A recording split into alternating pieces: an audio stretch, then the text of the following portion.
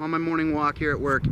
I want to talk about combat sports versus self-defense. Now, a lot of fighters, make statements like, I don't care if there's 5 of them, I'll fight him. Or, I don't give a fuck if he has a knife, I'll crack him in his face and take it from him. And that's really a stupid ideology to have. One, you're overselling your abilities, okay? That's not to say combat sports guys cannot defend themselves. That's not what I'm saying at all. But combat sports trains for 2 individuals in a confined environment with a defined rule set and a referee with a declared winner. Self-defense has no confined or defined environment, no defined rule set, no referee. The only winner is the person who survives, okay? And a lot of these fighters have never trained self-defense a day in their life. Defensive tactics, very different than a kickboxing fight, than a jiu-jitsu match, than an MMA fight. It's very different. If you've never trained how to protect yourself against a knife, and I'm not talking taekwondo, kick the knife and punch him in the throat, no.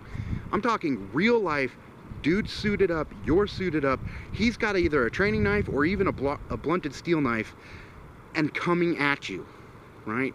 Trying to stab you, trying to end you, right? Now, yes, it's a training environment, but that type of realism is what trains you if somebody pulls a knife on you, right?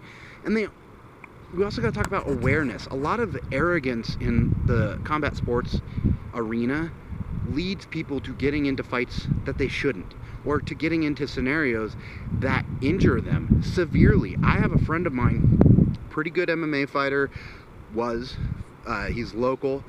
He got into a fight with 4 dudes at a bar over a girl and got cracked in the head with a baseball bat. His arrogance thought that he could take on the world, and he ended up spending 6 months in the hospital having shit grafted to his head, his skull repaired. He was in a coma for, I think, a month and a half. This shit is not the same, okay? You cannot treat combat sports as equitable to true self-defense, okay?